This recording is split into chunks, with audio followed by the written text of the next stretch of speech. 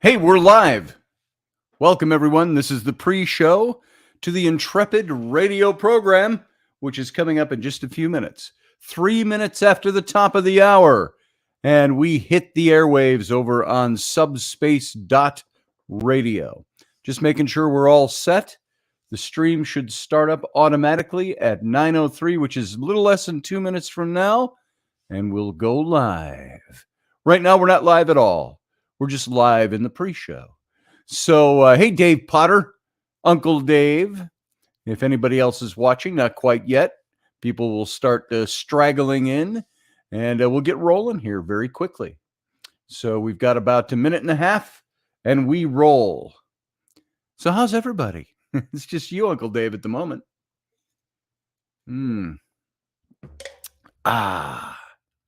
So the kids were all upstairs with Rainey having a helium balloon, sucking in helium and changing your voice contest. So I got one good hit in there. So that was interesting and fun with the kids. But then the kids always find a way to fight over it too. That was my balloon. That was my helium. You sucked too much helium. So anyway, it's always something. Kids will always find something to battle about. Master Finn, how you doing tonight, sir? Good to see you. Glad you are here. We got about a half a minute left and we go live. So everybody, in about 15 seconds, I'll go dark and everybody stand by for the beginning of the show. I think I'm all set to go. We're all set to row. Make sure everything's lined up there. Boom, boom, boom, boom. There we go. Going dark.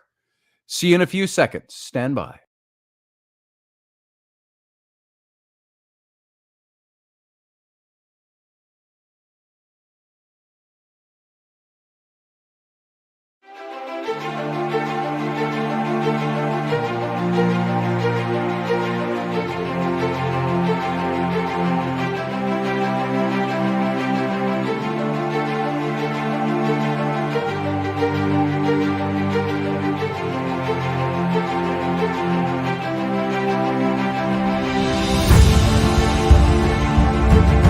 The Intrepid radio program with Scotty Roberts. Intelligent talk.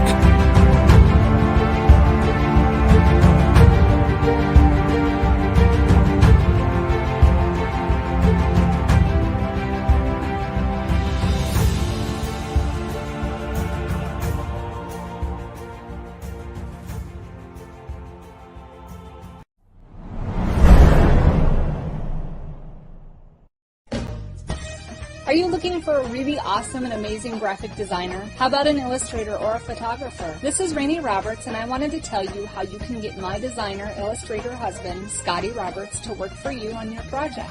Do you have an awesome self-published book but no cover, or even worse, a cover that really sucks? Do you need a kick-ass logo for your company or some f***ing awesome graphic designs for your ads or website? Then get in touch with my husband for the best f***ing awesome kick-ass design and illustration. He knows his stuff, and he's been at this for more years than I've been alive. Go to ScottAllenRoberts.com. That's Scott with 2 T's, ALANROBERTS.com to take a look at his online portfolio of work, or call 651-468-8115. Now go out and kick some ass with some kick-ass graphic design. Hire my dad, so he can take me to Disneyland.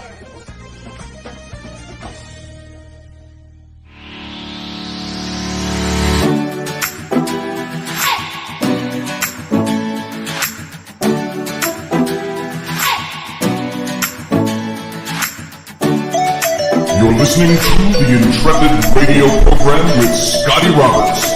Intelligent talk.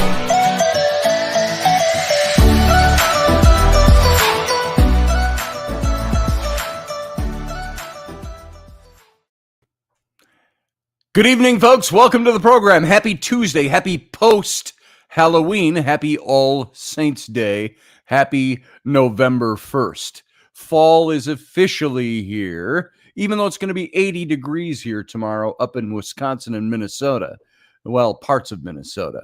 So it's going to be at least nice weather for another day. Then it's going to start dipping down into the normal mid 40s, and the speedy decline to winter and snow and ice for the next 4 months.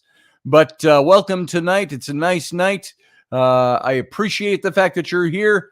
I, of course, am Scotty Roberts. I'm your host of this here show, my show, the Intrepid radio broadcast, now in its 3.5 year in its new inception, but it's been around since 2012, I think is when we started the Intrepid radio program. And so I want to welcome you here. You can go listen to the audio version of this show over on the radio station.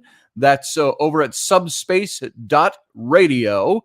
And go see all the goodness. It's Russ Haslage, the Federation, TrekFederation.com, and the Subspace Radio. And we hope to expand that. I hope to get into doing more with the magazine, Intrepid Magazine again. Think about it, folks. And other things over there with Russ. So it's good working with Russ again. He's the former owner of Odyssey, and now he's the owner of Subspace.radio. And you can, of course, see this show in its video simulcast several places over on Facebook, including my Facebook, Intrepid Radio, Subspace Radio. And you can find it, of course, over on my YouTube channel. And that is youtube.com/Scotty Roberts. And come on over there, join the chat room that's already going, filled with Intrep heads, and the numbers growing as we speak. And good conversation over there. You can watch the video, such as it is. It's mostly just me talking, but I think you'll enjoy the camaraderie over there. And subscribe to my channel while you're there. Give it a thumbs up. All of those you here listening now in the channel, give it a thumbs up. That helps my numbers over there. And if you are not a member of the channel, you can subscribe and still not be a member. Hit the little join button. It'll show you 3 ways you can become a member. That helps this show. Thank you very much. And tonight we're going to jump back into doing a little Tolkien and talking Tolkien and the influences he had. And I think that this is fun stuff. I don't want this to come across lecture-ish. So make your comments in there. I am certainly by far not the most exhaustive Tolkien aficionado out there or researcher. I know enough to get me in trouble. I've read all the books mostly, and some of them I don't know as well as others, but I think it's a really interesting study since Lord of the Rings has made such a pop cultural foray into the public mind over the last 20 years. It's been 20 years, by the way, since the first film, Lord of the Rings, came out, the new version, the Peter Jackson films. And in that 20 years, we've seen that it's still fresh and new. There's still things that it's like Indiana Jones. His hat and his leather coat will never go out of style. You'll always know what that is. It'll always be fresh in many people's minds. Star Wars, lightsabers, everything's new and fresh. The new Lord of the Rings, what is it? I get the title mixed up, The Power of the Rings or something like that. That series, amazing. It's really well done. Even at the beginning where I said, this doesn't seem like, I don't recognize all this stuff, but it was so close to what Tolkien had written and the world that he created that they were building up to something with it. And so it's really well done if you have not seen it. So well worth watching. And so we're going to get into that some more tonight and dig a little bit more into the influences on Tolkien, because I had always thought that Tolkien had used Celtic mythology as his background, but that was only a little tiny piece of what he did and what he used. And apparently he was not a big fan of just Celtic mythology and the notion that he based all of his characters on Celtic mythology, but he did base some. And so we're going to look at that some more a little bit tonight, too. So I want to welcome everybody to the show, who I can see over there. Uncle Dave is there. Barbie D and Michelle Kenham Free is here. Master Finn, Matt Finn is here. Who else we got in here tonight? David Castle is here getting coffee. David, we've got to get that phone call in. It's been crazy couple of days. I can't even describe how crazy my days get. I went to run a single errand today and was gone most of the afternoon with my daughter, who stayed home because she was sick, but begged and begged and begged and begged for me to take her along. Not sick. She felt sick this morning. I wonder how many kids felt sick this morning after Halloween on Monday night. But so both the little girls were a little sick, and it's other stuff. Rainy's a little sick too. It's cold, it's sinuses, all of that stuff. But they're all seemingly kind of over it now, so that's a good thing. And do you know, I want to ask you all a question about that, about staying home from school. How many of you, when you were kids, got to stay home a lot from school? Now, as you all know, I'm a product of the 60s and the 70s. I started kindergarten in like 1964, 65, and graduated in 1978 from high school. And in all those years, it wasn't until I was a senior that I once asked my mom, "Hey, Mom, do you mind if I took a day off and did so?" She goes, "I don't care. You can take a day off whenever you want. Just keep your grades up." I'm like, "Cool." And so, what's 911?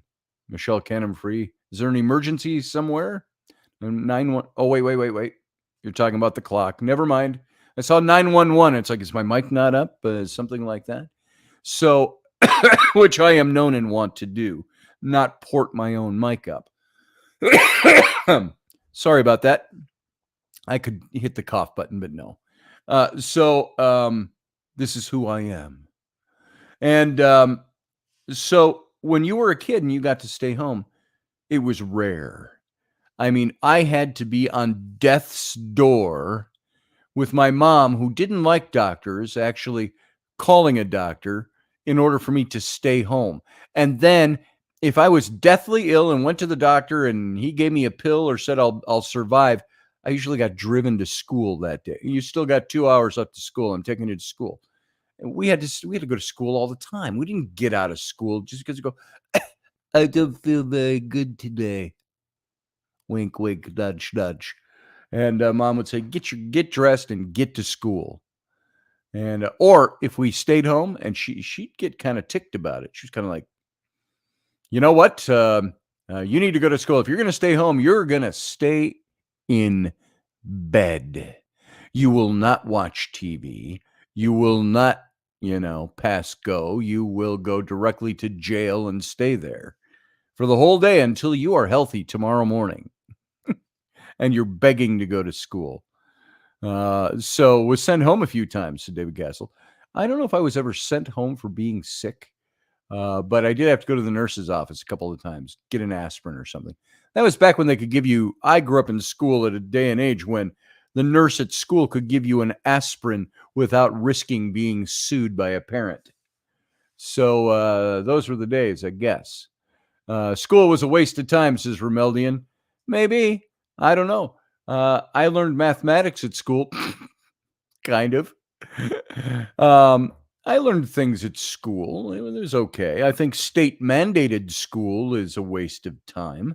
We've been talking to my son, my 13-year-old son, who would love nothing more than if we enrolled him in not necessarily officially homeschooling, but where you can do online schooling. You don't have to go to school.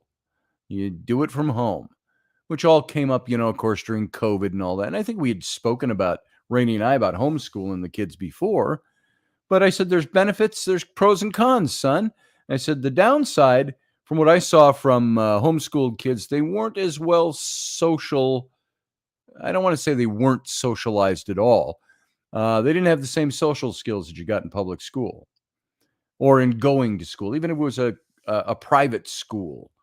If they were homeschooled, they were home a lot and they didn't see as many friends. They didn't get as involved in the sports. But now there's all kinds of things over the years that have risen up for those groups of homeschoolers to all form associations and get together and do sports and do stuff, things like that. So I said the con is that, you might not see as many friends. You might not have the same kind of activities. I said the pro is that you can, I said, it'd still make you get up and be at your desk at 8 o'clock in the morning.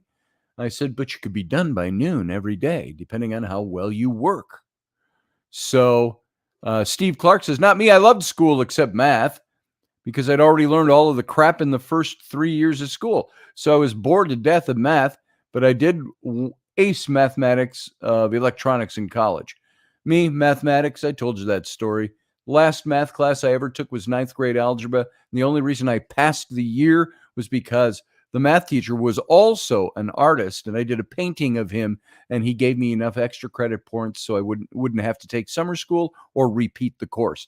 And never for the next, it was 10th, 11th, 12th grades. Then my whole college experience, seminary, they don't have mathematics. But in all my post-education, never took another math course since my 9th grade algebra test. And I don't know how I breezed through and did that, but I did. Maybe it's because I didn't graduate from college. And so nobody ever looked over my transcript and said, hey, wait a minute. You haven't taken a single math course since you've been in college. We can't graduate you.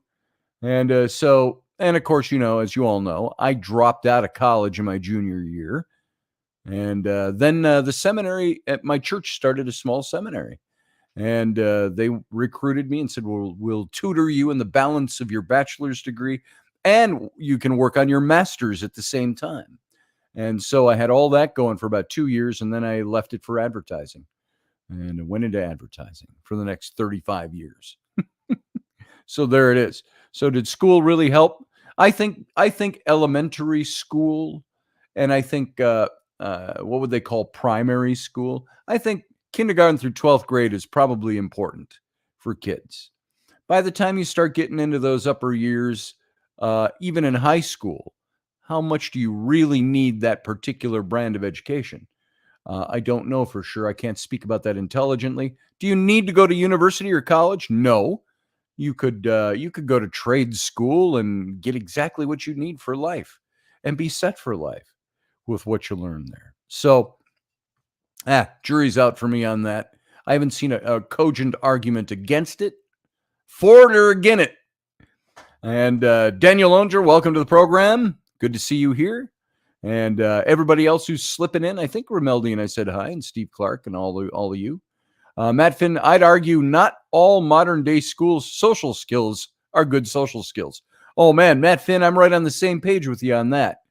So the kind of social skills I'm talking about is more the things you do at school. I suppose you could be like, if you're homeschooled, you could be like the kids in the Little Rascals and the Our Gang movies and the old ones, and let's put on a show. You do your own backyard shows for the neighborhood kids. You could do that. So I'm thinking theater, things like that. If I were to go back again and take school all over again, if I could go back and re-choose I went to college, if I could re-choose my majors and the things I wanted to pursue, it probably wouldn't be Bible college. Because I got to tell you, a lot of that knowledge I've acquired over the years because I was a church kid. But I would probably go back for either theater with a cinematographer type of a twist on it. I'd want to direct movies, create movies, things like that. Create whole atmospheres, and ask Uncle Dave about that. That's something Dave did for many years in his earlier years, younger years. And I also would probably go back for archaeology, get my anthropological degree, anthropological sciences, whatever it takes to get up to that archaeological level, that degree in archaeology. So I'd probably do that kind of thing. Looking back on my life. How many of you look back on your life? That just piqued something in my mind. How many of you look back, and I'm not talking about regrets or woe is me's or anything like that, but I'm talking about how many of you look back and go, if I had the opportunity to do that over, I'd do it the same exact way and not change a damn thing. Or do you look back and say, I'd maybe try this, or I'd go that path because from the vantage point I'm at now, which is 2020 looking backward, I might go and do something different. I might try the thing that I became most interested in over the last 40 years of my life, was not necessarily the stuff I was all that interested in when I was 17 and 18 years old. So going back then, if you could go back and redo it, knowing what you know now, would you do things differently? Would you do different things? Dave Potter said, I took for granted too many natural gifts, or whether or not natural they're given by God. But gifts that I had talent, I took for granted too many natural gifts, or whether or not natural they're given by God, but gifts that I had talent that I had, and I wish that I had professionally trained some of that. Yeah, same here. Same here. You know, I took some art courses in Bible college. They started a liberal arts kind of degree at the Bible college I was in. And you could choose everybody had to major in Bible at this college. That was their gig. But then they started bringing in other majors. I became an art major along with history and along with Bible. And that was a workload. I was doing like 17 to 19 hours, class hours a semester. And so I became one of the art majors, one of the only two art majors. And I remember there were times I would come to class, literally, folks, I would come to class, and the art instructor was probably less than 10 years older than me. But he would come to class, and I'd present my work for what we had to have ready for class. And he'd say, well, I remember him doing this. He's looking, and he goes, that's pretty good. He says, why don't you just keep that up and have that done for next class period? I got to go run some errands. Gone. And so, you know, I'm not going to name him because I've talked to him maybe once in the last 30 years. He called me up out of the blue. He looked me up, and I can't even remember what questions he had for me. But he was also the guy, we were in a college that had a demerit system. He was the guy that turned me into the discipline committee for kissing my then fiance. She wasn't my fiance yet, my girlfriend. She's the woman I ended up marrying. And he turned me in because you're not supposed to kiss. You're not supposed to touch. Very strict, stringent dating laws at that college. And I broke the rule. And that's why I ended up pulling out of school. I had so many demerits in this demerit system that I wouldn't have survived. I'd have been expelled. So I withdrew. That's when I left college in the middle of my junior year. So here I was, a junior in college, 20 years old, and I was kissing my girlfriend. We weren't making out with our clothes half off, rolling around on the sofas in the back of the theater or something. We were in a classroom, and everybody was gone, and we were putting on our coats to leave to go to our next class. And I leaned over and I kissed her, and he just happened to round the corner and walk in.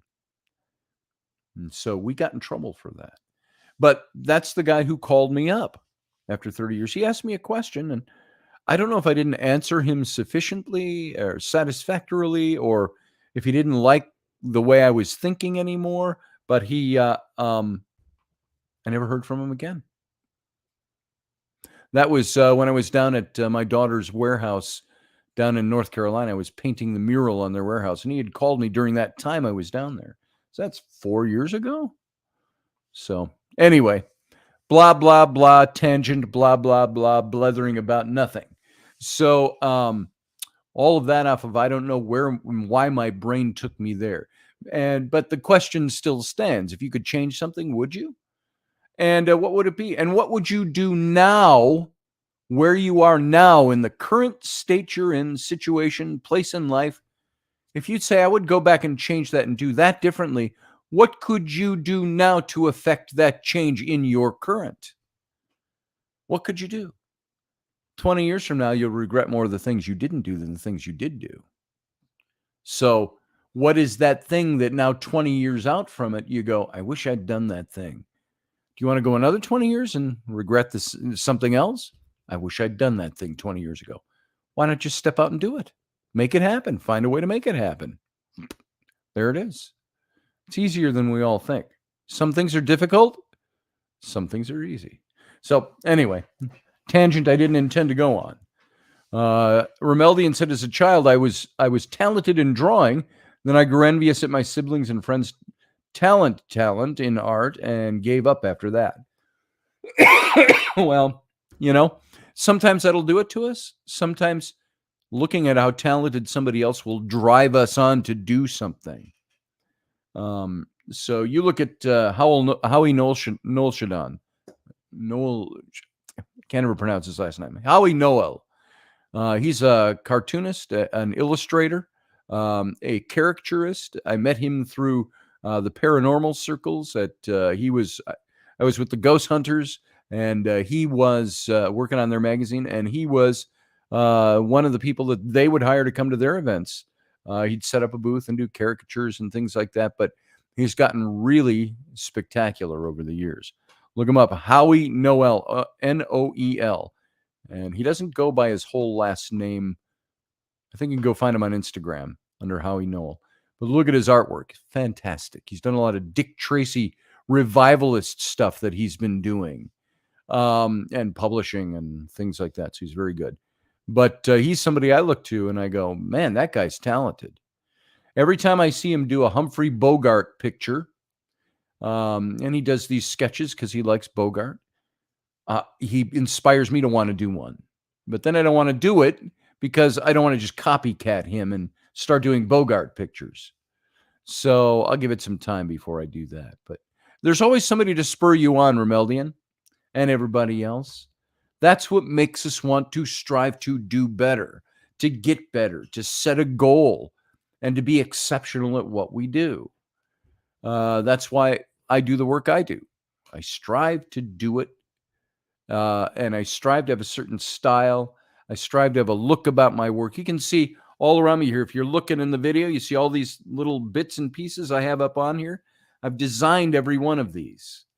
Some of it is simple design. It's just graphic design.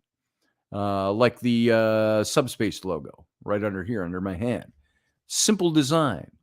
Two Loons logos over here. Well, it's over there. Mirror reflection. And of course, you all know Sword in the Clay and the book about how to be an archaeologist and Tam O'Hare and those. I did all the covers to my books for my publishers.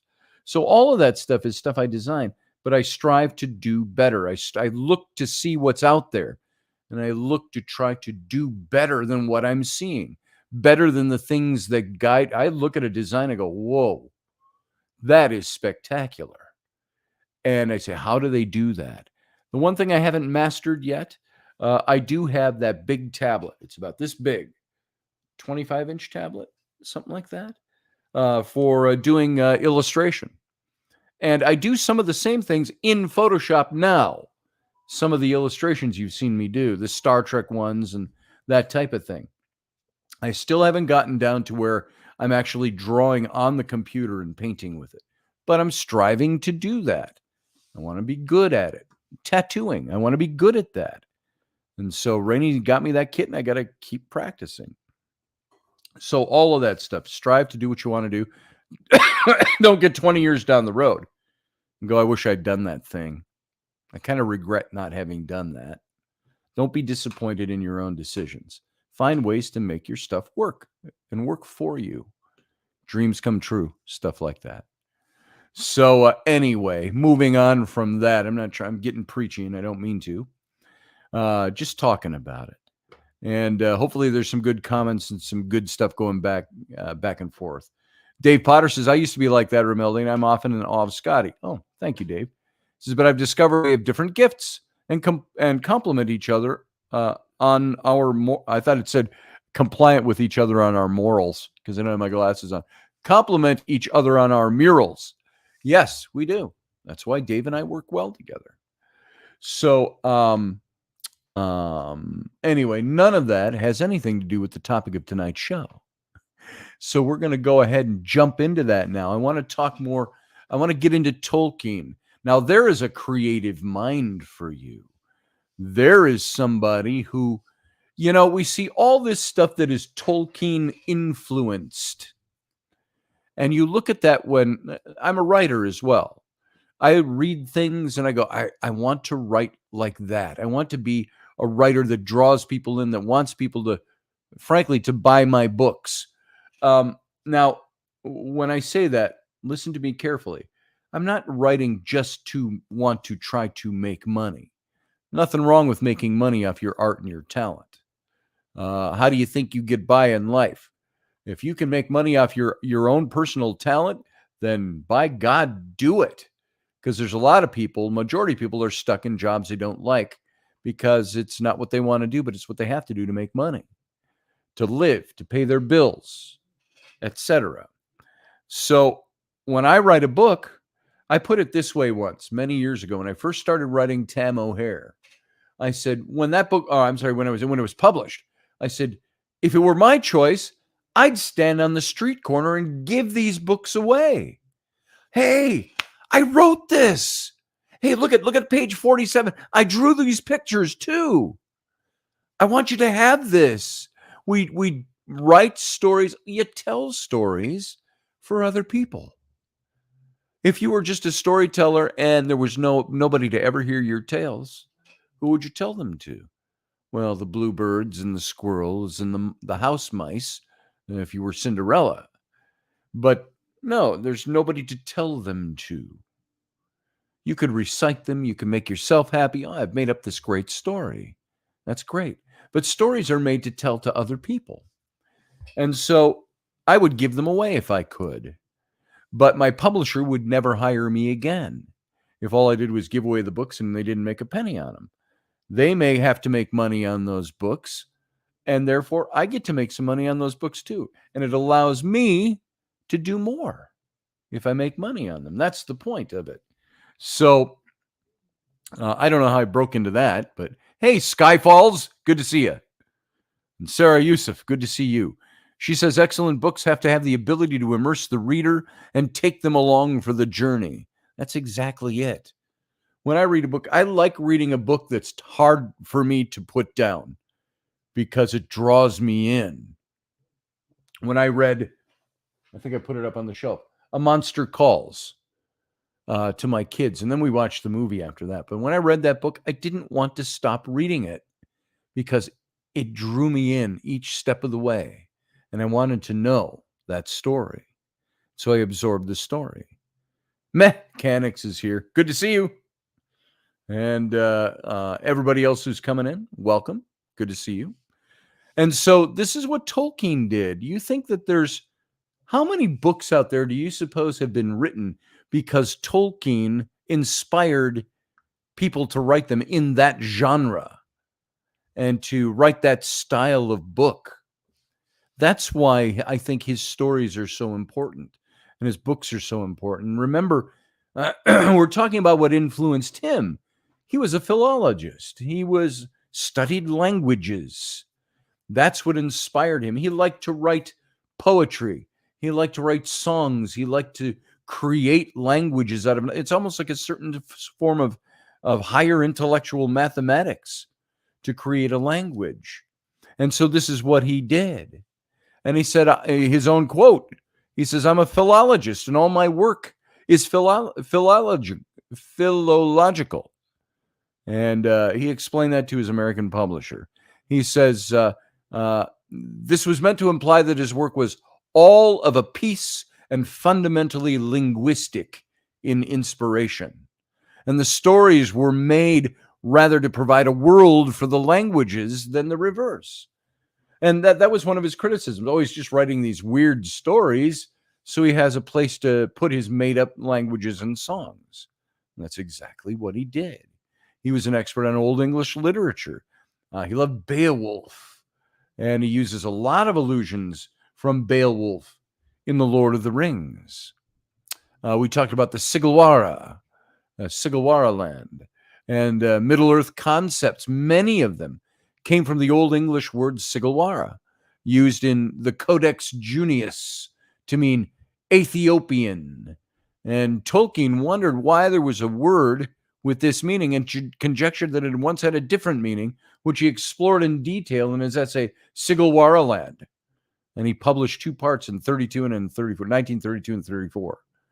And he stated that sigil, it could be Sigilara, it's sigil, S-I-G-E-L, meant both sun and jewel, and it was the name of the sun rune Sawillo, and the latter from Latin sigillium, or sigillum, a seal, and the old English word hearth and hirwa, and ultimately, and you see what he did. He broke down the parts of the words and found out what the etymology of these words were, and this is where he came up with using that word for something else. And the jewel Silmarils,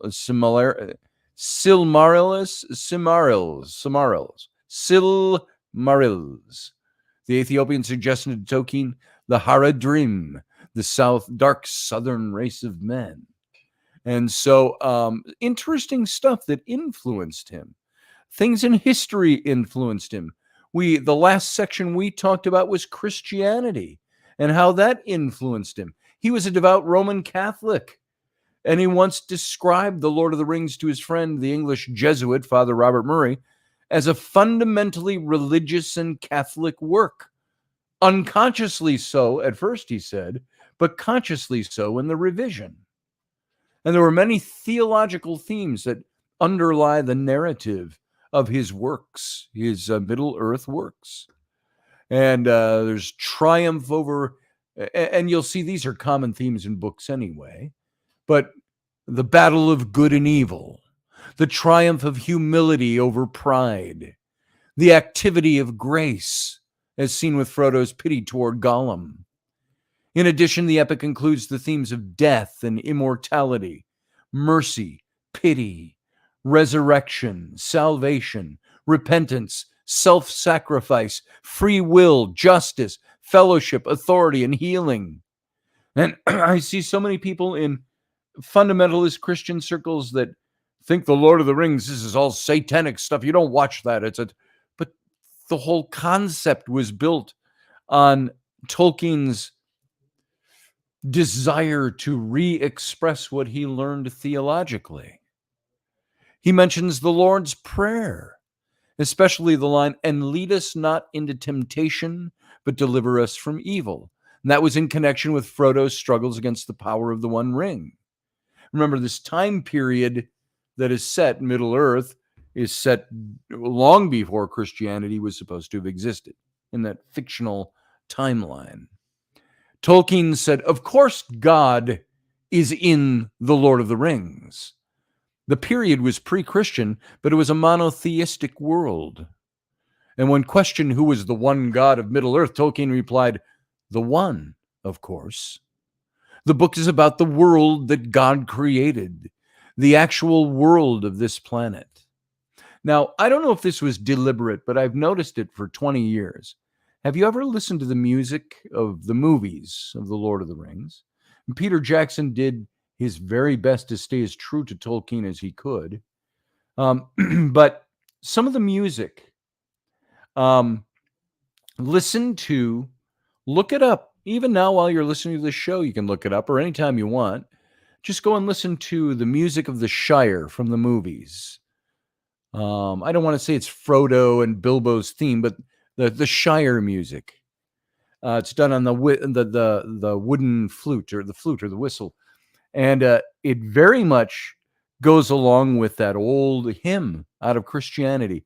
This is my Father's world. Oh, rest me in the thought. So it's a song about God from a hymnal. And you've got in the Shire theme.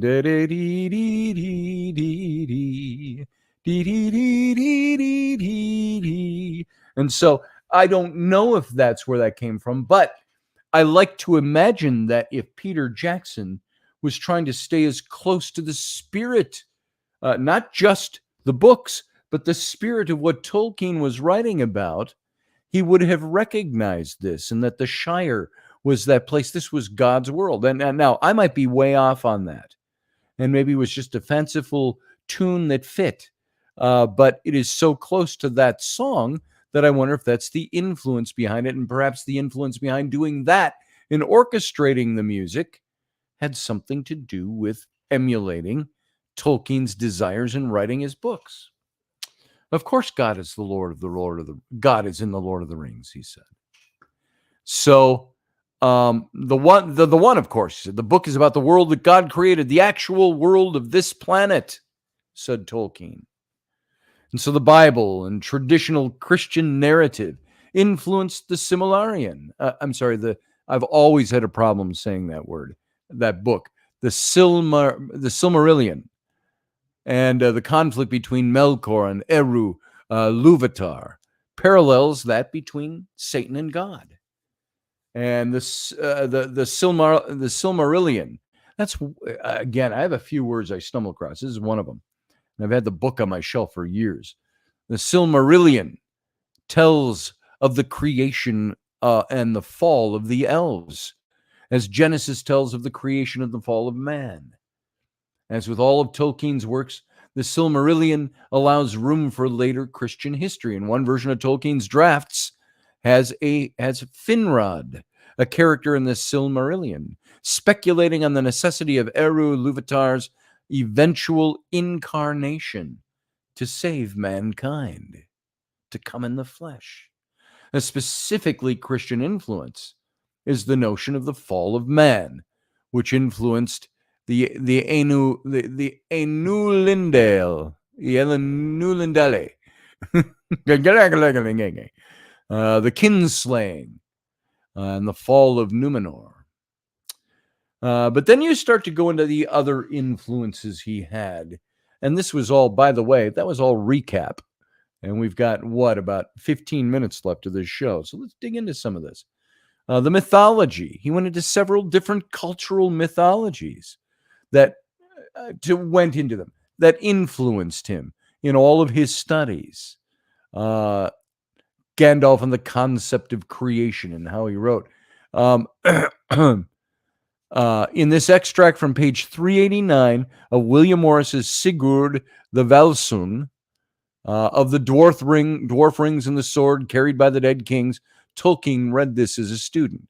This passage says, "But lo, how the dawn comes stealing o'er the mountains of the east, and dim grows Atli's roof sun o'er yestereven's feast. Dim yet in the treasure houses lie the ancient heaps of gold, but slowly come the colors to the dwarf-wrought rings of old. Yet a while, and the daylight lingers, yea, it is darker than erst. Hath the day into night-tide drifted, the day by the twilight nursed? Are the clouds in the house of King Atli, or what shines brighter than morn, in helms and shields of ancient, and swords by dead kings born?" That was something that influenced Tolkien in his writings. He was influenced by Germanic heroic legend, especially the Norse and the Old English forms of Germanic heroic legend. And during his education at King Edward's School in Birmingham, he had read and translated from the Old Norse in his free time. What'd you do in your free time at college? I drank beer, I ate pizza, and we screwed around, we played football. What did Tolkien do? In his free time at school, he read and translated from Old Norse. And one of his first Norse purchases was the Volsunga Saga.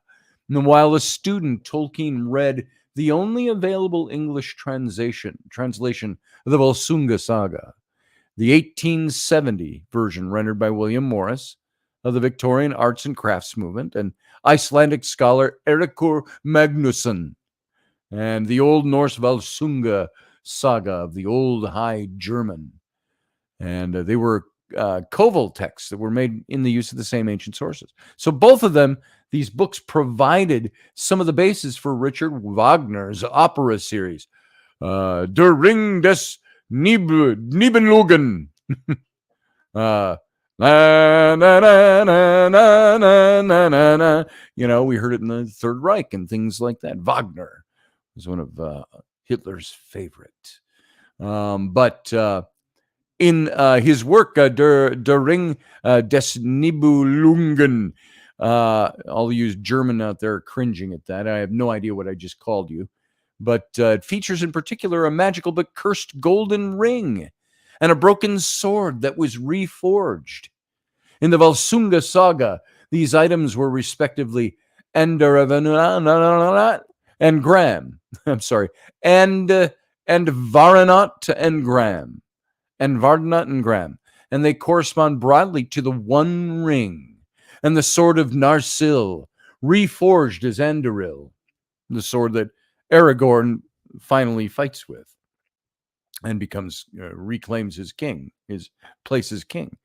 And the Volsunga saga also gives these various names found in Tolkien. Tolkien's The Legend of Sigurd and Gudrun. And I just picked that up. I found that, a hardcover of that, an old hardcover, probably not a first edition. I haven't looked it up yet, but I just bought it at a thrift store the other day. The Legend of Sigurd and Gudrun discusses the saga in relation to the myth of Sigrid and Gudrun. And Tolkien was influenced by the Old English poetry, especially Beowulf. Shippey, one of his publishers, writes that this was obviously the work that had the most influence on Tolkien. The dragon Smaug in The Hobbit is closely based on the Beowulf dragon. The points of similarity, including its ferocity, its greed for gold, flying by night, having a well-guarded hoard, and being of great age. And Tolkien made use of the epic poem in The Lord of the Rings in many ways, including elements like the Great Hall of Herorat, which appears as Meduseld in the Golden Hall of the Kings of Rohan. The elf Legolas describes Meduseld in a direct translation of line 311 of Beowulf. It says, the light of it, Legolas says in Tolkien's book, the light of it shines far over the land. And so the name Meduseld, meaning mead hall, is itself from Beowulf.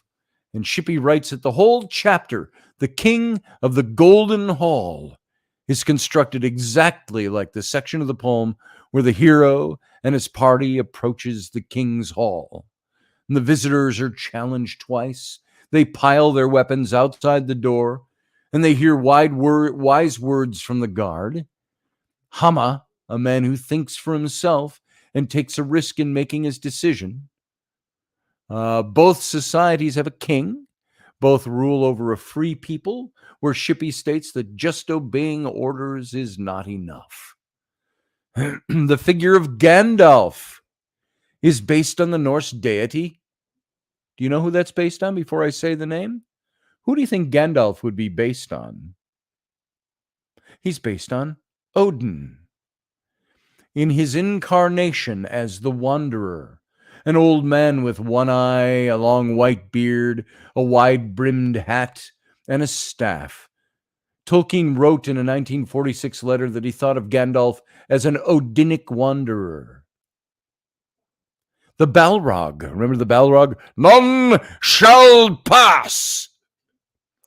The big Balrog, the demon, the collapse of the bridge at Khazad-dûm in Moria, parallel the fire Jotun Sutur, and the foretold destruction of Asgard's bridge, Bifrost,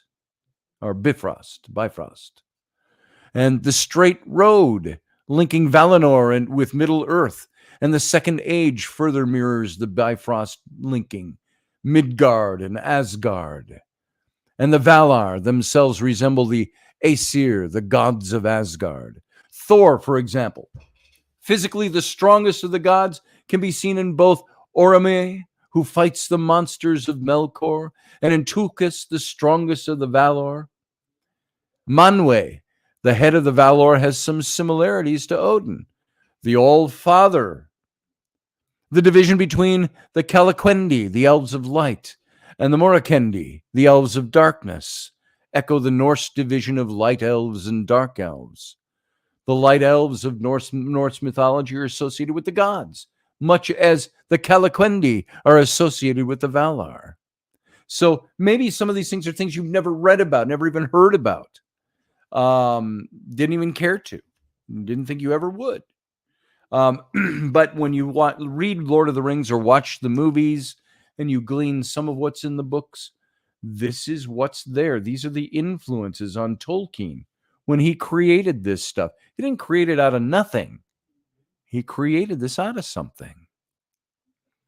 Some critics have suggested that The Lord of the Rings was directly derived from Richard Wagner's opera cycle, Der Ring des Nibelungen, whose plot also centers on a powerful ring from Germanic mythology. And others have argued that any similarity is due to the common influence of the Volsunga saga and the works of both those authors. Some argue that Tolkien's denial of Wagnerian influence was an overreaction to statements about the ring by Ake Olmarks, Tolkien's Swedish translator. And furthermore, some critics believe that Tolkien was reacting against the links between Wagner's work and Nazism. So, very interesting. Even negative influences on him. Tolkien was greatly affected by Finnish national epic, the Finnish national epic, Kalevala, especially as the tale of Kullervo. I don't know if any of you are Finnish. My wife has a lot of Finnish in her from her grandmother's side. But that was an influence on Middle-earth. He credited Kullervo's story with being the germ of this, or his attempt to write the legend, the germination of that legend. He tried to rework the story of Kullervo into a story of his own. And though he never finished, similarities to the story can still be seen in the tale of Turin Turambar. And both are tragic heroes who accidentally commit incest with their sister, who on finding out kills herself by leaping into water. And both heroes later kill themselves after asking their sword if it would slay them, which it confirms. It reminds me of when Rainey and I were married. I made a sword vow in the wedding, in the ceremony. And I got down on one knee and I took my sword. I believe it was this one. My Scottish sword, my historical sword here. And I took this sword and I just thought of this, but it's this kind of thing that he was writing about, but making these vows and having your sword speak to you. I took this sword and I laid it out on my hands at the wedding. And Dave, you may have seen some things done like this at weddings before, but I took the sword and I held it up down on one knee and I said, take my sword. I'm trying to remember how I said it, but I said to Rainey, I said, take my sword in your hand.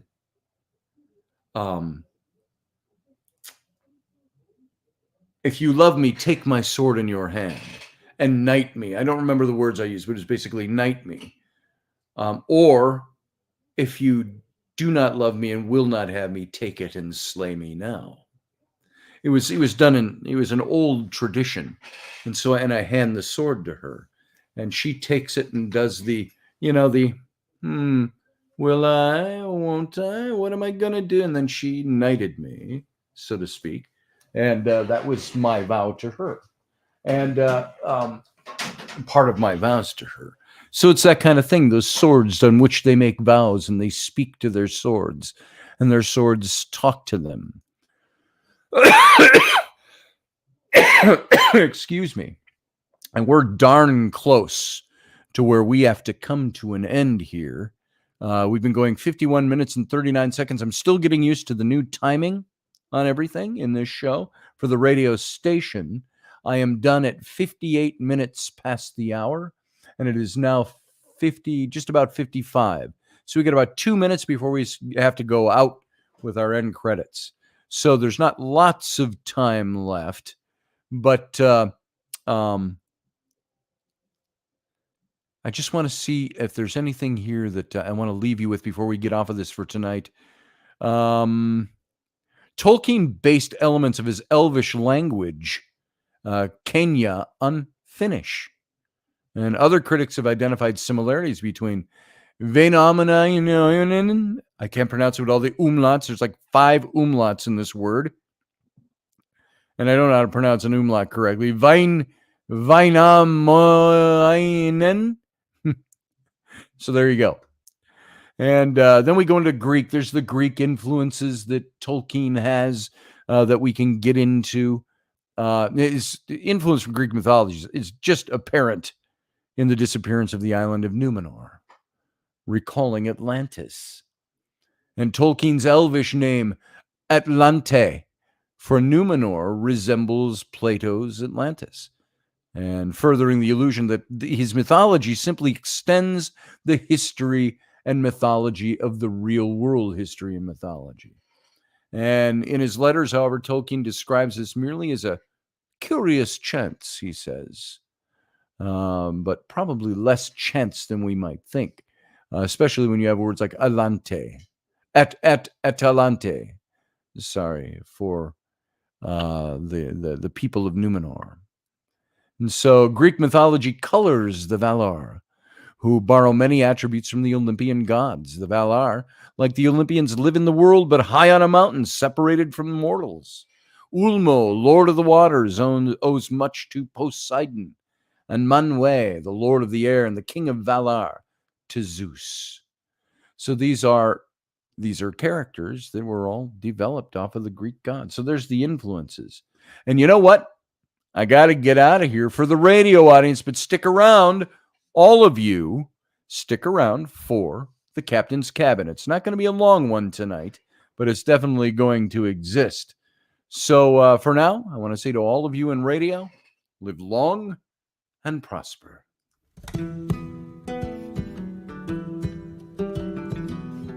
Join us every weeknight at 9 p.m. Central Standard Time, 10 p.m. Eastern.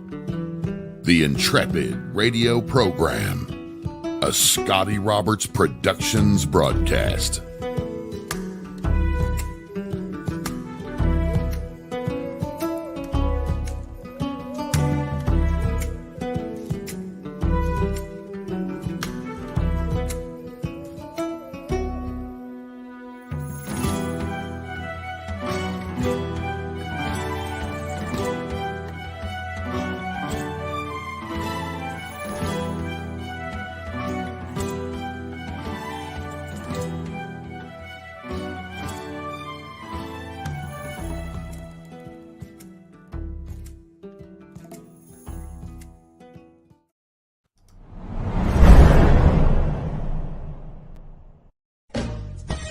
Are you looking for a really awesome and amazing graphic designer? How about an illustrator or a photographer? This is Rainey Roberts, and I wanted to tell you how you can get my designer, illustrator husband, Scotty Roberts, to work for you on your project.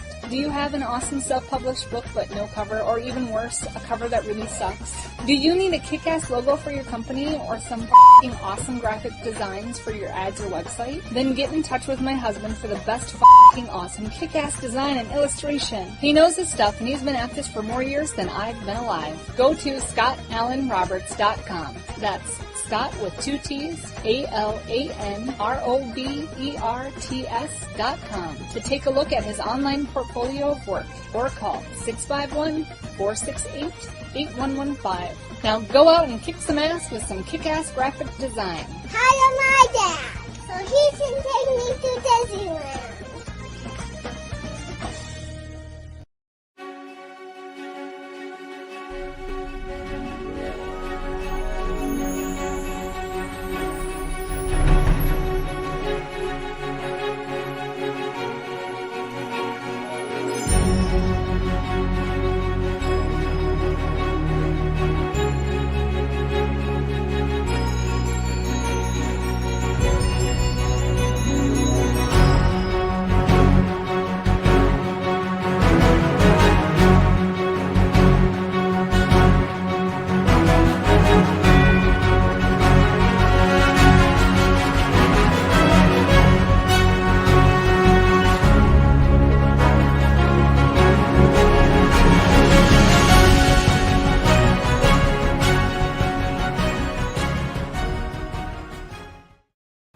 Hi, and welcome by Thunder to the Captain's Cabin. Good to have you all here tonight. Thanks for coming by. Thanks for sticking around if you were here for the show. And there's one thing I want to address because I saw it as it was going out. Niall said there's no evidence that Tolkien's language was influenced by any other language. He said so himself. And that's very true. Now, it was influenced by other languages. He did not base his language on their language. I think there's a big difference there. You can be influenced by the color of the sunset. That doesn't mean that you are copying the color of the sunset. If you're creating your own in a given context. So Tolkien, his languages were very similar to Finnish and a couple of other languages you can mix in there. Now, did they influence him? Yeah. But he created, that was his really his own personal call to creativity, was the creation of the languages that he made. And he was very good at it. Scotty, are you wearing a sailor shirt? No, pseudo sailor shirt. It's got 5 stars. It's got stripes. It's got that thing on it. So it's faux military shirt. One of those, you know how they look. These kinds of shirts there. It's just that boom, boom, and that's all it is. So just a fun faux shirt, faux military. I don't know if that's supposed to be naval or if that's supposed to be Air Force. So there you go. I don't think it's supposed to be any of them. So anyway, so that's what that is. And I wasn't a Navy man. I was a Marine for a very short time. Longer story you all know. So do you still have Odyssey Radio on your exit logo? Oh, cool. Thanks, Steve. And I'll look at that and take care of it. And easy to do when you're creating graphics all over the place.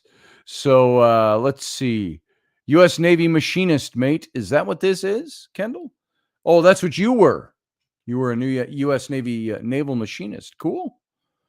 Yeah, I was supposed to fly F-14 jets. Man, that didn't happen for physical reasons, and I was discharged. So before I ever made it there. I was supposed to be an officer too, but that's an old story I've told a couple of times on this show. My listeners all know, my friends all know that story. So Niall said, I meant that Tolkien included a personal take on what Elvish would sound like, but he really put little thought into the origin of any sort.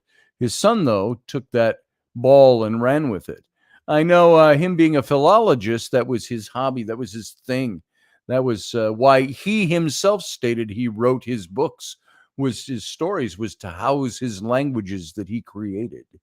So it's interesting stuff.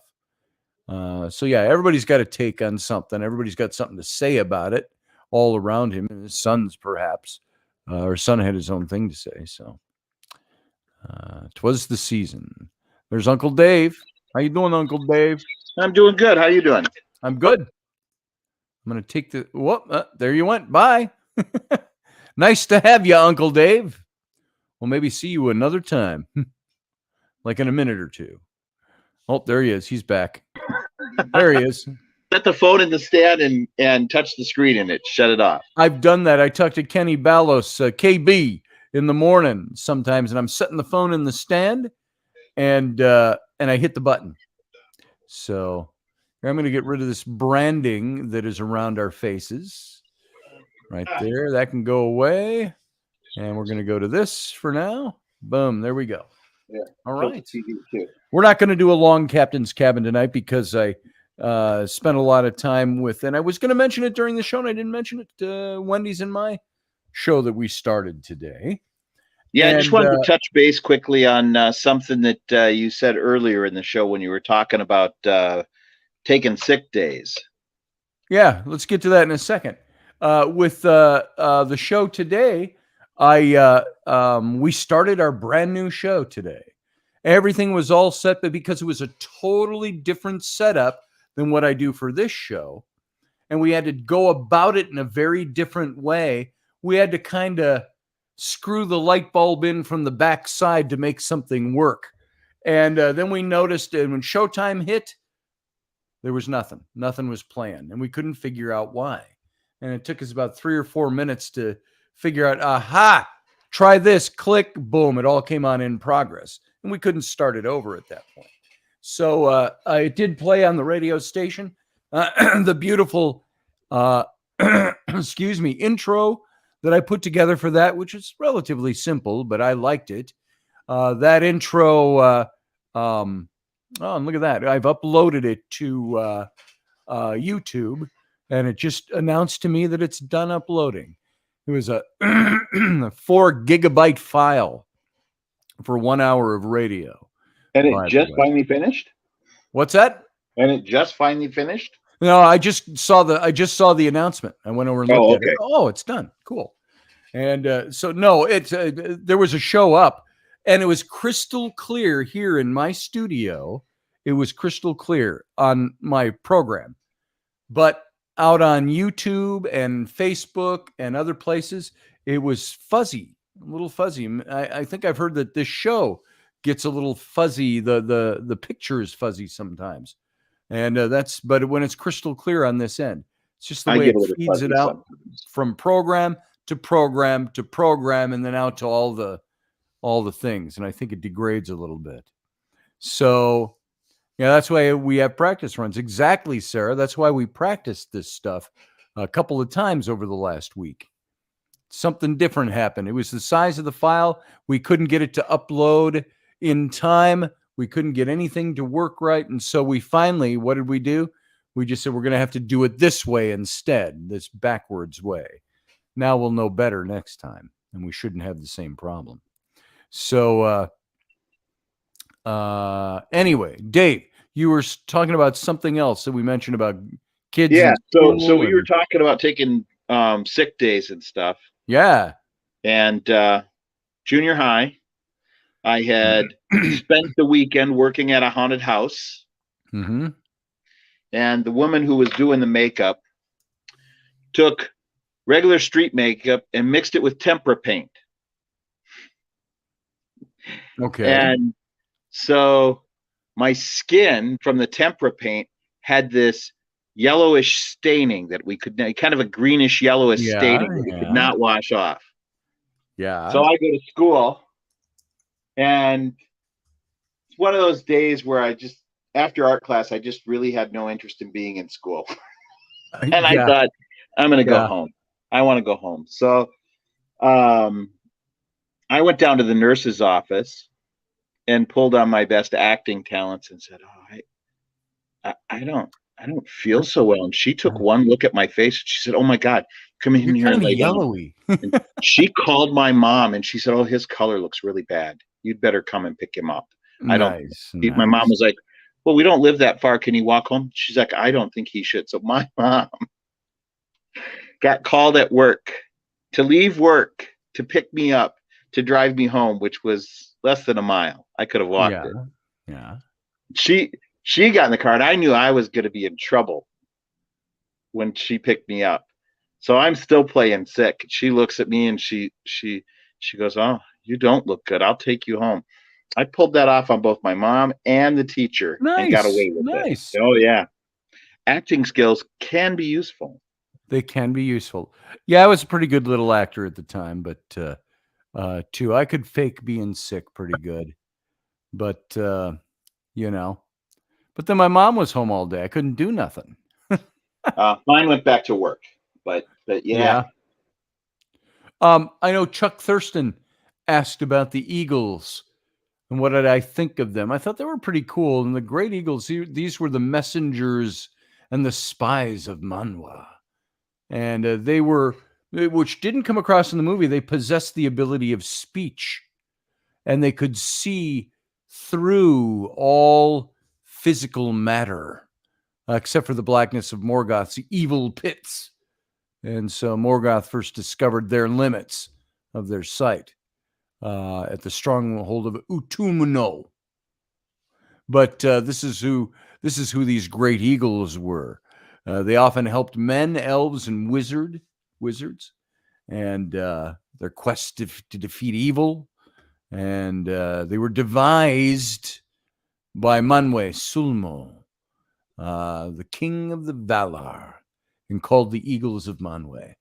That's all I know about them. What did I think of them? I thought in the movies they were well done. They didn't have, perhaps in the movie it would have been to give them the power of speech and to give them more than just these mysterious tokens that that Gandalf had the ability to summon might have not worked as well in the movie without the ability to develop them more. So that's what I thought about that. The Valkyrie, the gods. Yes, I think maybe some connection there, Chuck. Again, the influences, the things that influence a writer. Niall said he has a question about a sword or about swords. Ask what's away. Ask your question. And let's see if it's not in here already. Captain's cabin, woohoo, says Paige Rockwell Suey, and Sway. See, I'm just forgetful. That's all. Here's Niall. How you doing, brother? He's got a question on swords. What's your question on swords, Niall? I do. Yeah. Before I get to just let me turn off YouTube so there's no double echo. Yeah, swords. Yeah, I have a couple of swords on the wall,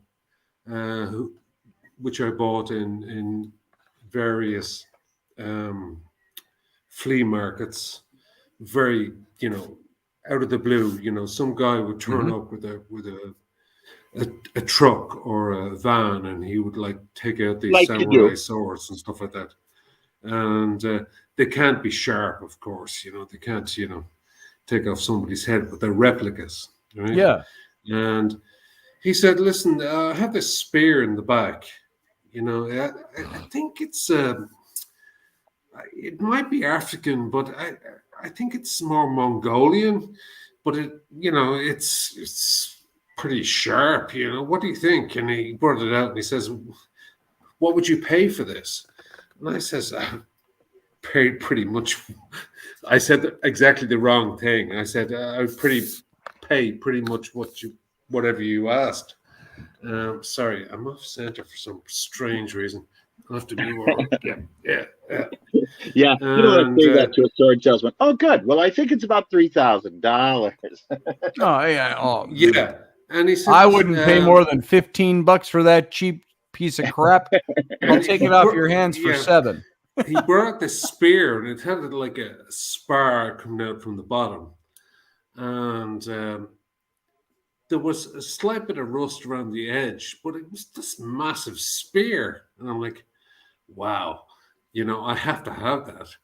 And of course, when you go to a flea market, you're not exactly loaded. You don't, unless you're one of these people who's goes to a flea market with like $2,000 in your back pocket and say, "I'll just buy everything." Most people don't ever do that. Don't ever do that. Most people just kind of go around and say, "What can I get for this?" But of course, I was taken away with this display of, and he did it in a very kind of nonchalant way. He just kind of opened up the back of his van, and I happened to be passing by, and I think I was looking at a stall of books at the same time, or bric-a-brac, or the usual crap that you get in the flea market stuff. And the next thing, this guy started to bring all this stuff out, right? And he's laying them on the table, samurai swords and the scabbards and some cutlasses, and kind of everything was clattering together. And I was like looking across the mud track, at this man doing this, and I was absolutely spellbound by what he was presenting. And he says, "Oh, listen, by the way, these are all replicas, of course." Which is, it's kind of like, when do you actually say? At which point do you say these are replicas? Or do you after say, you've put the money in the bank and you look to your wife and you say, "I sold that replica today." By the way, if you want to chop somebody's head off, here you go. Yeah. How much would you pay for that? Right.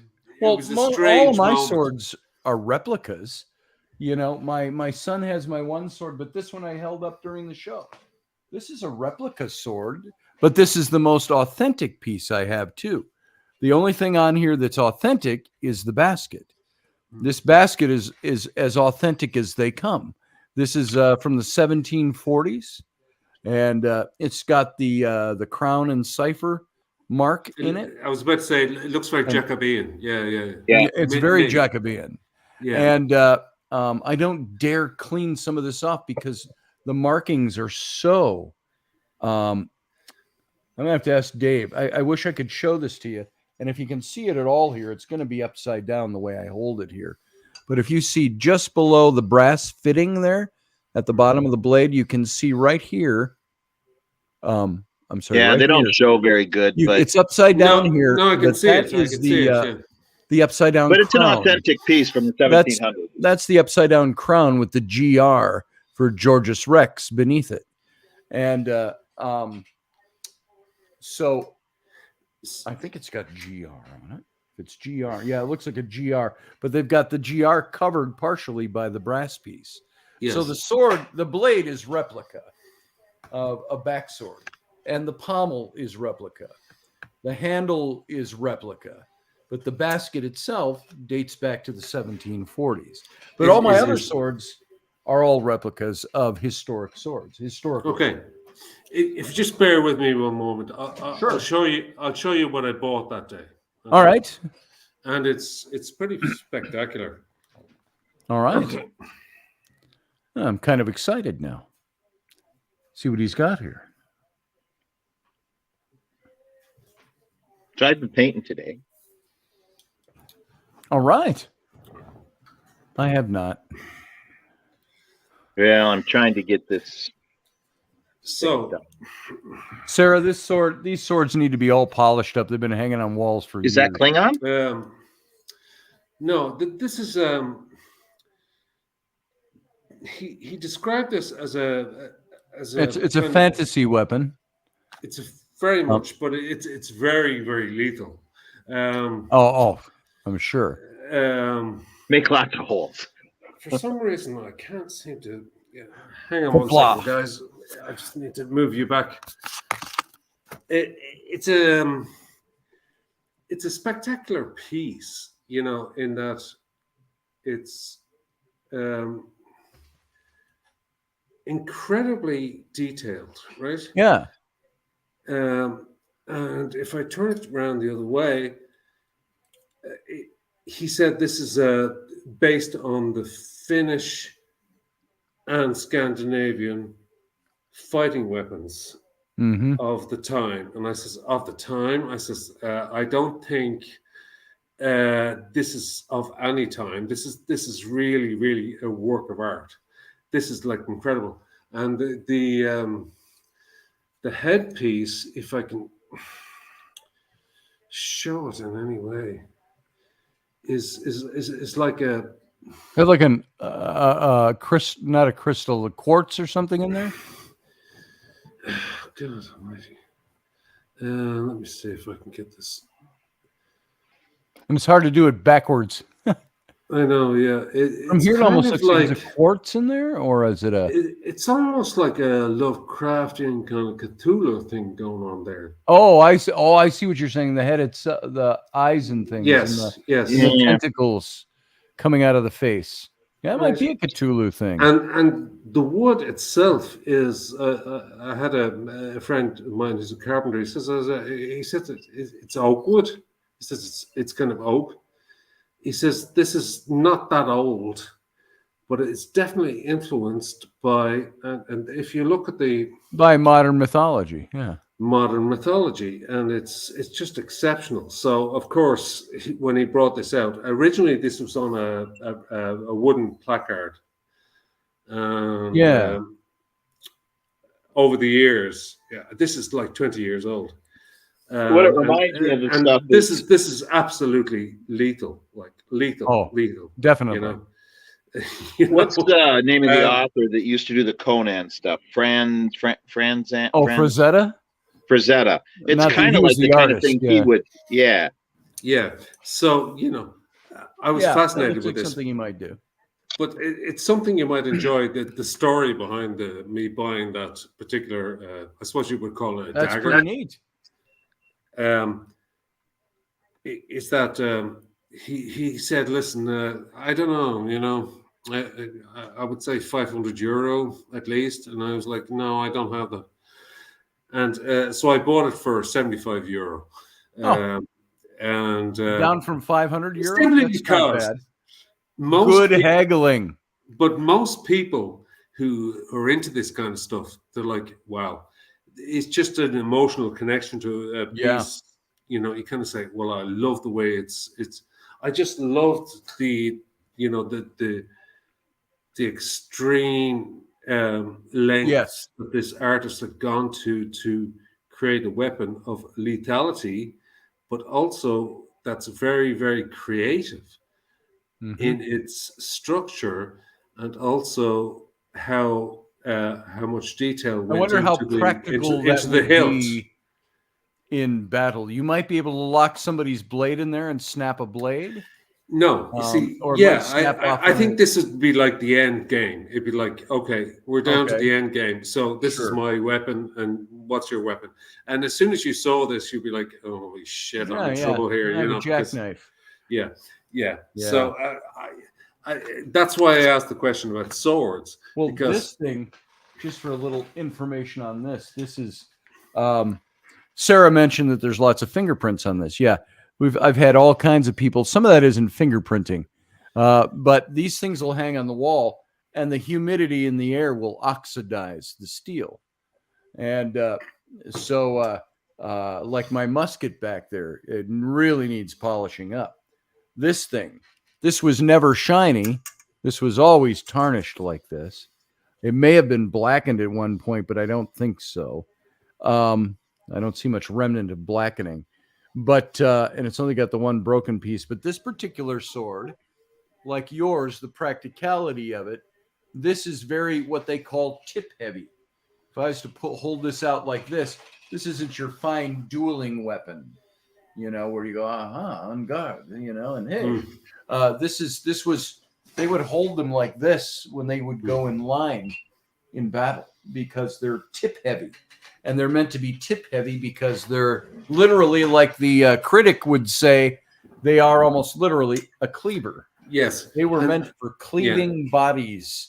And you would go into battle and you swing this tip, and this tip was, the balance is all out at the end of this. So it carries whatever hack or thrust that you put through, this sword will do it. And it'll yes, and that's cut off why the head. I remember saying to the gentleman at the time, even though this looks like a fantasy sword, its practical usage is pretty good, because even if you came at me with that sword, Scotty, for example, right, to hack me Mhm. down, it would be very easy for your blade to catch in between Yes. these two blades and But outside of those two blades it and on might the also hilt. be, though, you catch my blade in there, there's no Hmm. telling that I couldn't run up to my hilt piece and snap the shit out of your blades, your Or on side the other blades. hand, So I may be able to twist your blade totally around. right. So it's a fascinating piece, and of course, I'm in a flea market, so this guy's given me this information, and I've put this online a few times. I put it on eBay, and I got thousands of dollars offers, but I would never part with this because it is so Thousands of dollars unique. you were offered for that? Yes, Be three about the thousand time I dollars sell on it the and get a market. new fantasy sword. Yeah, But but no, I I mean this is like, solid steel. It's sharp as hell. Yeah, and also you can't really see, but it's kind of Lovecraftian, kind of weird, wormy type uh, creatures. Thank you, Scotty, for that. yeah. And it's kind of like it looks like it's Viking-esque, but it's not really. It's kind of alien-esque. It's kind of like it's neither here nor there. I It's I think the carvings have a little Viking influence. I would say the blades don't at all. yes, The blades have more of a, it's fantasy, but the blades have a very, what I would look at it, almost a Far Eastern influence on them, as opposed to a Nordic influence or a. It's pretty fascinating, though, isn't it? It is the fascinating blade. It's very nice. I like it. Yes, yeah. So, of course, I wouldn't sell it. Not for $1 million. But I bought it for, I think, €75. So. Scott Allen said, "No sword is dangerous against someone with 2 scythes in their hands and knows how to use them." No sword is dangerous against me at 10 paces with a 357 Magnum. Oh yeah, so that was my question about buying not weapons, but just replica. Is it totally? You have to go to Renaissance fairs to buy these kind of things? No, there are places. You go to armor.com. I think it's armsnarmor.com. Armsnarmor.com. Arms, the letter N, armsnarmor.com. And they did a lot of work for movies, still do, I believe. They do work for museums like the Tower or like Leeds. Yep. The stuff over there. When Oakshot, are you familiar with Oakshot, the Oakshot collection? Yes. When Oakshot passed away, he left the entire collection to Chris at Arms and Armor. Oh, that's nice. I suppose the problem is these days you can't send this stuff to the post. It's like, what's in this box? Oh, yeah, a load of swords or whatever. You can't. No, they ship. They can ship them. Yeah. I think, they just have to state what's in it. You can't fly with it. I've had swords where I went, and this was a few years back, Dave. This was back in the early 2000s. The Tennessee trip. I was like, oh my God. It was not long after 9/11, and I couldn't bring my swords, and we were on our way to a festival to Waxahachie, and we flew down there, and I had all my swords in a big long bag, packed in a bag, and I couldn't, and I almost missed my flight. I had to get out of security and go specially check those because I couldn't fly with them. Tell you what I did. We were going down. This is in the 90s still. We were going down to a corporate gig for Apple that was at Nashville, Tennessee, that Bill had booked for us. And I had all my blades and stuff in a check bag, and then they decided that at the last minute they didn't want to check it. They wanted me to carry it. Okay.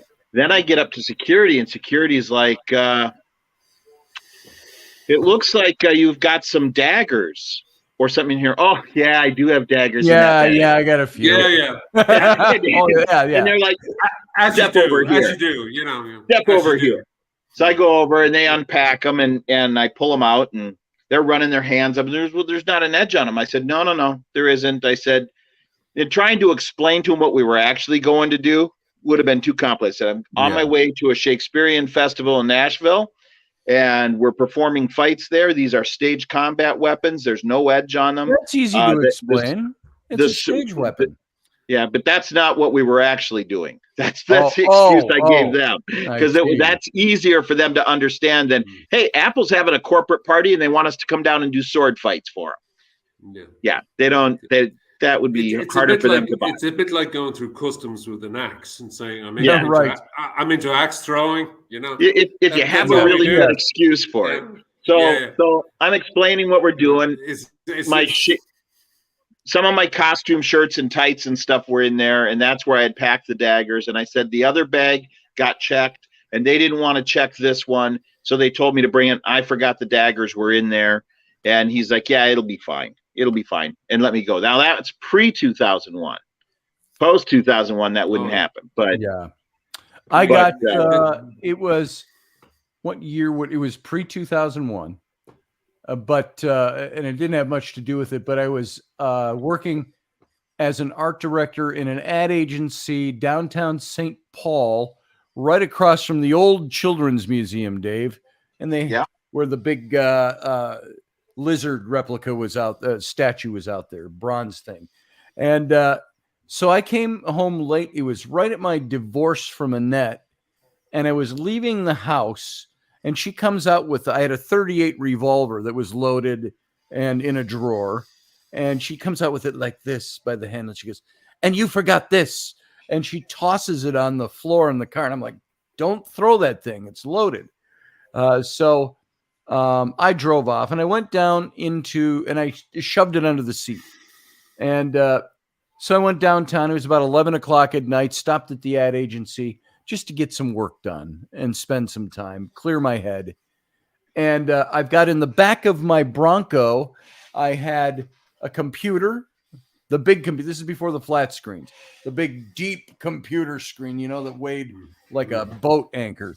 And and I had like a my 4-bedroom musket. monitor. I had this musket there, that firelock, and I had all my swords and all my daggers and all the stuff my dad used to make, all those daggers, all piled in the back of the Bronco. And a bit haphazardly, because I had come out and they were all hanging on the wall in the entryway out at the ranch. And so I took them all and threw them in the back and went in. And so I apparently set off a silent alarm when I went into the building and wasn't aware of the silent alarm. I'd never been in there late at night. And as I came out, I went back to my car and there's police all over the front steps of this building, and squad cars and lights going. It's like, what do you want? What do you want? The gun or the swords or the knives? Yeah. Well, they thought they told me to put my hands on my head, which I did, and I had a burger in a bag and my keys in the other hand, and they said, "Is that your car?" And I said, "Yes, it is." And just as and they wanted my keys, or they were going to break into the car because they saw through the window I was in the car out front of the building and the alarm went off. So they're searching the car here.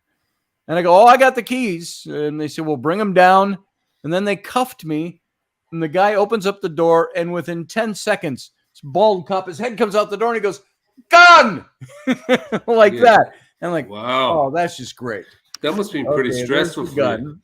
And then they started questioning me. They had somebody from the museum that they called up and had come over in the meantime, looking at the swords to see if I had stolen those swords from the museum across the street. Yeah, because I'm a smart criminal. I'll steal all your swords and then go park across the street. But it all got sorted out, and I didn't get any tickets or anything like that. Obviously, you didn't get anything. It was all. You didn't get any police officers. This was not long after the guy citation for holding potentially dangerous weapons or anything? No, because we live in America, dude. Like this was one of them. The Scottish Jesus, backstory. If you were here, you'd be like in handcuffs and totally different. Jesus. Well, I had hundreds of swords at the house. I had one leg up in this situation. That was not long after my mom had been shot, and we were working with the homicide division. She lived, but the homicide that were looking for the guy, the attempted murderer, and we had put up a website and we were helping the police and putting up different departments' most wanteds and things like this. And so I said, "Do you happen to know?" I'm sitting in the squad car, and I said, "Do you happen to know?" And I named the detective. He goes, "Yeah, I know him." And I go, "I'm the guy who did the Citizen Observer website, and my mom was shot." And I goes, "I thought I read, you're that guy?" "Oh, shit," he goes. And he goes, "Let me call Joe." And he calls Joe. I think it was Joe, the guy, one of the head of homicide. And I hear him on the phone, and he's going, "Yeah, I got Scotty Roberts in my car and this and that." And I hear him, he goes, "Oh, what the fuck?" he says. And they're going on, and he says, "Let him go. Cut him loose." I hear over the phone.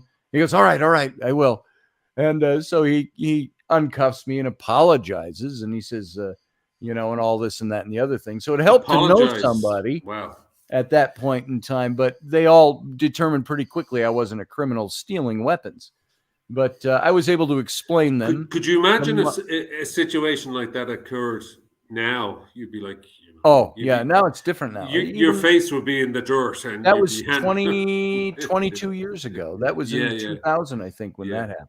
But I am still fascinated with the idea of replica weapons. And I think, there is a market for that. And I think I don't want to use them. I don't do, Renaissance stuff like you guys. Or reenactments. Well, that's mostly why I got most of my thing, for example, is absolutely spectacular on the wall. Everyone who comes in is like, Yeah. wow, what the hell is that? And Yeah. as It's a cool looking on centerpiece, the wall. it's spectacular. You couldn't wear it to a historical event or anything like that, but Yeah. But I Chuck think Thurston here says, I found a body at the bottom of a 250-mile foot shaft, and reported it to the sheriff. I helped them bring the body up. They fingerprinted me.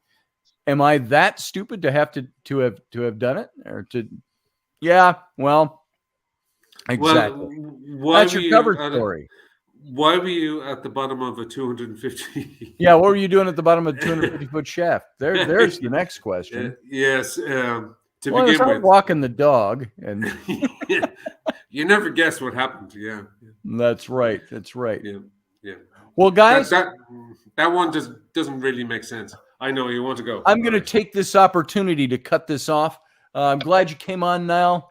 Cool looking weapon. It was fun. Thanks for showing it off. Just a bit of fun. Just a bit of fun. And so I'm going to get out of here. So see you later, Niall. All right. Uncle Dave, I'm going to get out of here. Give you a quick preview. Oh, there we go. There's Dave's preview of his boat. The cause needs your boat. Yeah. Give the man a chit. So looking good, Dave. Coming along. Still working right, on the North Atlantic. But well, you have a nice night. I'm going to get out of here myself, and I'll talk to you soon, brother. All right. All right, guys. That's it. That's all we got for tonight. We did a half a captain's cabin tonight. And so I want to thank you all for taking your time to be with me today, both with Wendy's and my new show. And it's going to be one day a week, Tuesdays at 4 p.m. Central for 1 hour. And then, of course, the Intrepid radio program. Thank you. And you know what? If you like this show, if you like what you get here, spread the word a little bit. Spread it out. My son was talking to me today. He goes, Dad, how many followers do you have on YouTube? And I said, well, I've got under 2,000. I said 1,100 maybe. And he said, and I've been doing radio for 20 years, and this particular show, Intrepid Radio, right in this spot for the last 3.5 years. And he says, you've only got 1,200 and 1,100. And well, yeah, I don't go out pushing it. I said I could. I want it to be organic and natural, that people come here, not going out and buying followers that don't really ever listen to the show. So if you want to help and you want to spread the word that this show exists, that helps. I would love nothing better than to do this for my job. And that would be all I do. And we can do that if I get a bunch more followers, and we can start increasing the views of the videos here and so on. So if you can help spread the word out there, I'd appreciate it. That'd be kind of nice. And I'll have to see what I can do from this end too. And of course, I could win the $1 billion lottery, which I went out to buy tickets tonight. Rainey told me, and I said, well, if it's at $1 billion, literally $1 billion, then that might be worth spending $1 or $2, because I'll never win it if I don't buy a ticket. So I went out and bought a couple tickets. If I win that lottery, well, then I won't worry about numbers, and I'll support the show myself like I do now. And of course, by the good graces of many of you. So thank you for that. That was my little advertisement for the show. Give it a thumbs up, share it. And if you like it, share it. And maybe we can get build up the listenership a little bit more. So I want to thank you for being here. I appreciate you being my audience, my friends. You've been here for a long time. And I hope you enjoy the show. I'm going to keep giving you the best I got to give. And that's all I got. And we'll leave it at that. So once again, thank you. You guys all have a good night. And live long and prosper.